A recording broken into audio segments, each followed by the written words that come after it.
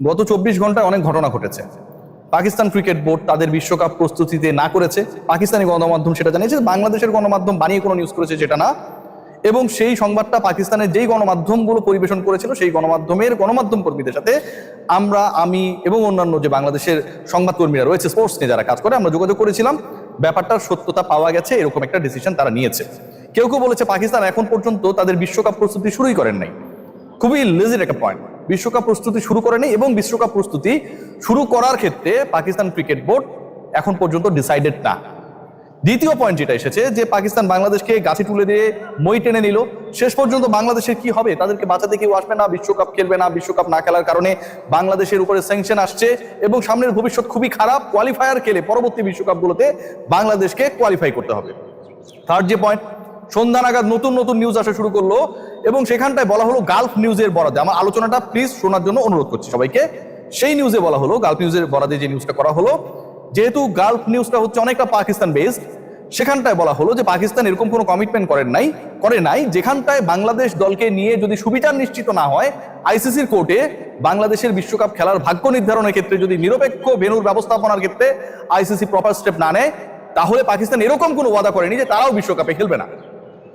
Let's come to the point. প্রথম যে point সেটা হচ্ছে ESPN ক্রিকবাজ যে নিউজগুলো করেছিল যে বাংলাদেশকে ডেডলাইন দেওয়া হয়েছে এবং পরবর্তী সময়ে এই নিউজগুলো, এই ডেডলাইন কেন্দ্রিক যে নিউজগুলো দেওয়া হয়েছিল, Bangladesh cricket board official press briefing করে বলেছে এরকম কোনো ডেডলাইনের ডিসকাশন গত স্যাটারডের বৈঠকে হয় নাই। ব্যাপারটা কিন্তু এরকম না কোনো একজন মিডিয়া এজেন্সি থেকে ফোন করলো বা আমি ফোন করলাম, বাংলাদেশ ক্রিকেট বোর্ডের নাম প্রকাশে অনিচ্ছুক কোনো কর্মকর্তা বলল যে এরকম কোনো ডিসকাশন হয় নাই। ব্যাপারটা এরকম না। এইরকম একটা জায়গায় বাংলাদেশ ক্রিকেট বোর্ডের মিডিয়া কমিটির চেয়ারম্যান আমজাদ ভাই তিনি এসে যখন এই ডিক্লারেশনটা দেন এবং তিনি এই ডিক্লারেশন দেওয়ার আগে যারা ওই মিটিং এ ছিলেন প্রত্যেকের সাথে কথা বলে কনফার্মেশন নিয়ে তারপরে মিডিয়া এসে 35 সেকেন্ডে সেই ব্রিফটা করেছিলেন যেখানটায় বলা হচ্ছে এরকম কোনো ধরনের ডিসকাশন হয় নাই। তাহলে ডিসকাশন হওয়ার আলোচনাটা কারা করলো? Indian media. প্রোপাগান্ডা কারা ছড়ালো? Indian media. এবং সেই ইন্ডিয়ান মিডিয়া বলছে কি বাংলাদেশকে 21 তারিখের মধ্যে ডিসাইড করতে হবে whether they want to play the upcoming world cup or not. Let's come to another point. গতকাল রাতে বিবিসি নিউজ করেছে, বিবিসি ব্রিটিশ ব্রডকাস্টিং চ্যানেল। এখন বিবিসি বাংলা আছে, উর্দু আছে, হিন্দি আছে, বিবিসির তো বিভিন্ন ভাগ রয়েছে, রাইট? এটা হচ্ছে মেইন বিবিসি ভাই, ওই যে ইউকে থেকে যে বিবিসিটা পরিচালিত হয় এবং যার ব্রাঞ্চ হিসেবে, শাখা হিসেবে, যার সিস্টার কনসার্ন হিসেবে অন্য আউটলেটস গুলো বিভিন্ন দেশে কাজ করে, সেই মেইন বিবিসি রিপোর্ট করেছে। খেয়াল করুন এবং শুনুন, বিবিসি ব্রিটিশ ব্রডকাস্টিং চ্যানেল জানাচ্ছে যে স্কটল্যান্ডের সাথে আইসিসির কোনো ধরনের যোগাযোগ হয় নাই, স্কটল্যান্ডকে রেডি রাখা হচ্ছে বাংলাদেশের বিকল্প হিসেবে, এরকম কোনো ধরনের কমিউনিকেশন হয় নাই।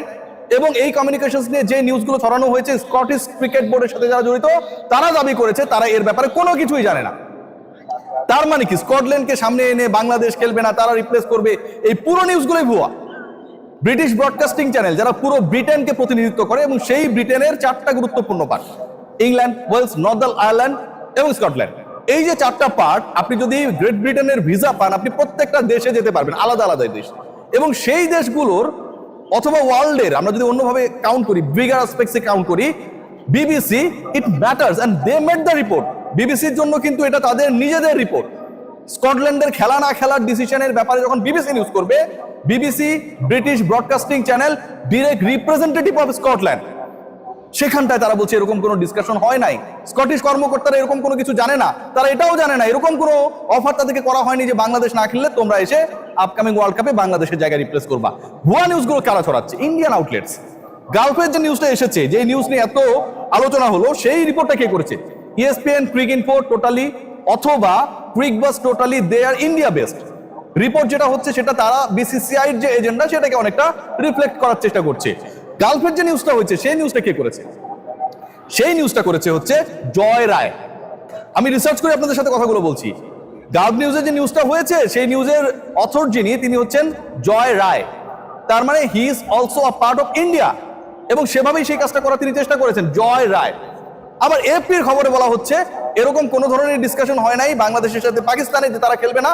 অপরদিকে এপিতে এটাও বলা হচ্ছে, খুব ইন্টারেস্টিং কিন্তু এই পয়েন্টটা মাথায় নিয়ে রাখুন, সেটা হচ্ছে এই যে ম্যাচেসটা হবে বা হবে না, বাংলাদেশকে ওয়ার্ল্ড কাপে খেলার জন্য ডেডলাইন দিয়ে দেওয়া হয়েছে 21 তারিখ পর্যন্ত। জানুয়ারির 21 তারিখ সন্ধ্যা 7টার মধ্যে বাংলাদেশকে জানাতে হবে। এপি, এটা কোন এপি জানেন আপনারা?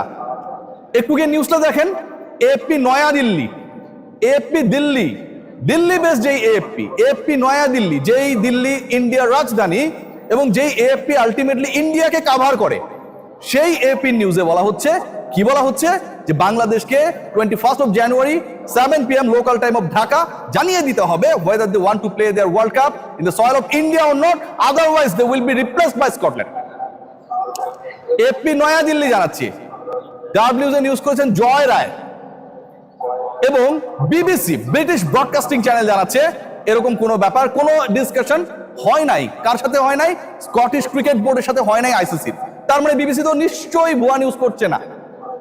Bangladesh cricket board official press মিটে জানাচ্ছে, কি জানাচ্ছে, ভেরি ইম্পর্টেন্ট, যে আমাদের সাথে ডেডলাইন, টাইমলাইন, টাইমিং এরকম কোনো ধরনের we have with the ICC. আমাদের আইসিসির সাথে যেই মিটিংটা ছিলেন এবং ইন পার্সন একজন ছিলেন, সেই মিটিং এ এরকম কোনো ডিসকাশন হয় নাই।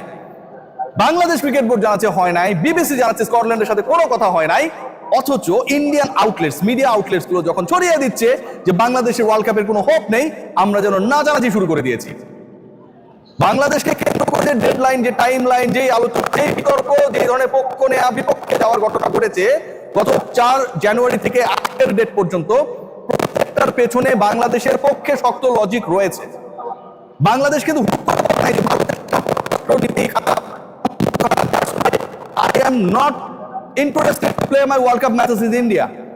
Rather, বাংলাদেশের একজন সিকিউরিটি আপনি বাদ দিয়ে দিলেন আপকামিং একটা লোকাল টুর্নামেন্ট থেকে, এবং এই ডিসিশনটা যখন ভারতীয় কেন্দ্রীয় সরকার নিল, সেই সরকারের এগেনস্টে, সেই সরকারের ডিসিশনের রিফ্লেক্টে বাংলাদেশ সরকারও যে এখানটায় তার প্রতিক্রিয়া জানাবে, এটা খুবই স্বাভাবিক।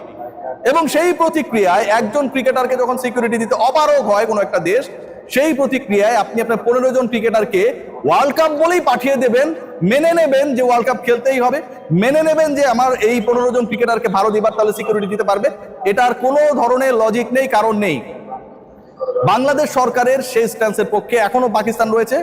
পাকিস্তান ক্রিকেট বোর্ডের পক্ষ থেকে এখন পর্যন্ত কোথাও এই নিউজ দেওয়া হয় নাই যে বাংলাদেশের পক্ষে আমরা সাপোর্ট করে ওয়ার্ল্ড কাপ খেলবো না। এই খবরটা যে বিভিন্ন জায়গায় ছড়িয়েছে এটা ভুয়া। পিসিবি কিন্তু এই কথাও বলে নাই, পিসিবি কিন্তু এই স্টেটমেন্টও দেয় নাই টিল নাও, যে বাংলাদেশের পক্ষ নিয়ে আমরা কি করব কি করব না, এই স্টেটমেন্টও পিসিবির পক্ষ থেকে আমরা পাই নাই। সো আমার কাছে যেটা মনে হয়, Indian outlets they are creating some pressure over the country and the people of this country, যারা আসলে ক্রিকেটটাকে ফলো করে এবং যারা বাংলাদেশের স্ট্যান্সটাকে সাপোর্ট করে, যেন বাংলাদেশ ইন্ডিয়ায় গিয়ে খেলতে বাধ্য হয়, এরকম একটা সিচুয়েশন ক্রিয়েট হয় অ্যাক্রস বাংলাদেশ। সবাই ভালো থাকবেন, টেক গ্রেট কেয়ার।